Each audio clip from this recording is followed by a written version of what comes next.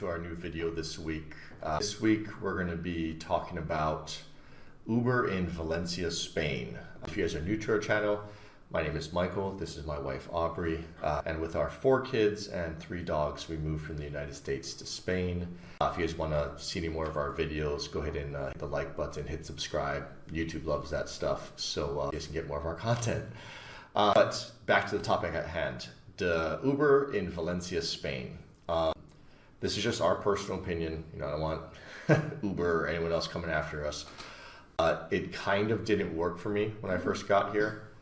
It straight up did not work for me when I first got here. Since I've gotten a Spanish phone number, it tends to work sometimes. But in general, they basically would never pick you up. It kept saying that it was like queuing on the app looking for a driver. It took just way too long to get a ride. And on top of that, it definitely is more expensive than our other options that we're going to list here for you. I've seen it work okay in Madrid.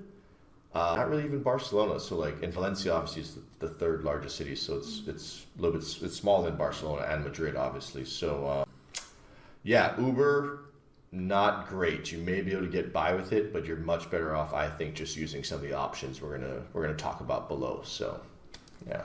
First option is FreeNow. This is the one that I use all the time.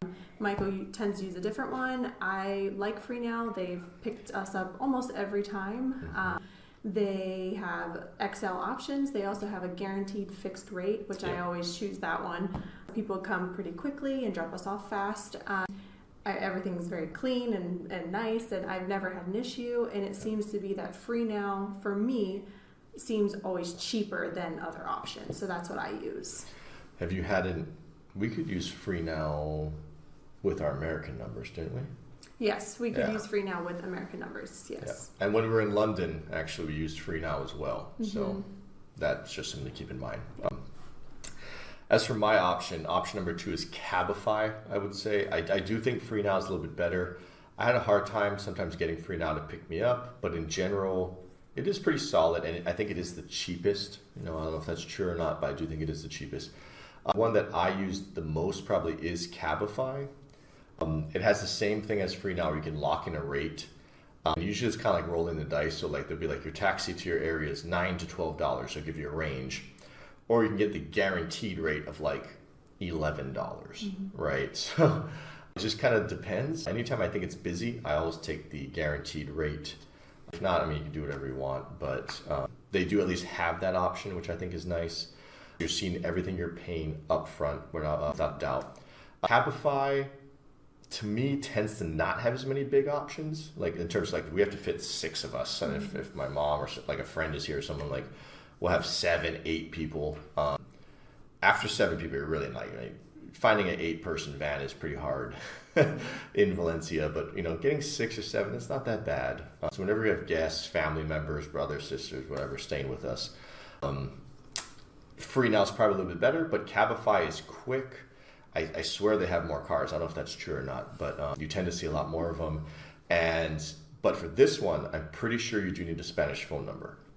So this is something that we did not really get access to until we got our Spanish phone number, which was very easy to do. Just pop in a new SIM card. But if you're just visiting for like a few days, I don't know if it's worth it. FreeNow is probably easier. If you're staying long term, I definitely recommend at least getting the app because you have 2 options to kind of help pick you up. But yeah. Another one is because we're in a city, all you have to do is flag a taxi down. There are taxis everywhere, around every corner, especially if you go on one of the main roads. You just wave your hand and they're there. Yep. Another thing is we have a number for a lady who comes and picks us up, and she has 7 seats in her car. So if we ever need to go somewhere far, we just call her or see when she's available, and she does come pick us up, and we tell her when to come back. She's amazing. But I do know a lot of people find someone they really like, get their number, and then they can always count on them to come get them. Yeah, that's a good thing. I forgot. I don't know if I can say her name on this. I don't know. But she just came and got us for our son's soccer, football, whatever, however you want to say it, match. And it was about 20 minutes outside the city. Dropped us off. We gave her a time. She came back. It was like $30, each way. So yeah, I mean, you're absolutely right. It was very helpful. We've used it to go to IKEA, to pick up anything like that, to take airport, yeah, to take us all over the place. She's been great.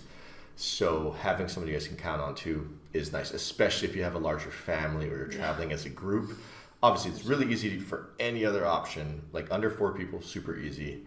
Anything over that, you may want to find someone like that. Another thing you have to do is on FreeNow or Cabify or pretty much any taxi in the city, there's a certain law. I don't know the age. I want to say it's under 6 or maybe 7, because we've had this for 2 of our kids. They would not let us in the cab unless we had a little booster seat, or you had to, I think you can do something on the app saying you have a family and they will provide a booster seat. Yep. So for us, sometimes it is hard if we want to go outside the city without the lady who comes and gets us, because if we specify we have a child, some people don't have boosters.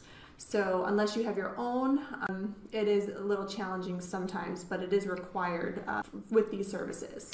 Yeah, no, that's a good point. You could take a 1-minute wait into maybe like a 10-minute wait, because you're basically cycling through drivers that actually have a booster seat available for your 5-year-old, 4-year-old to sit in, whatever, right? So that's a good point. But yeah, that's our experience. Again, I'm not saying it's everyone's experience, but to us, Uber in Valencia, we really don't even touch it. It's just not great. FreeNow, Cabify, any basic taxi that you see around, 10 times better than Uber here at least.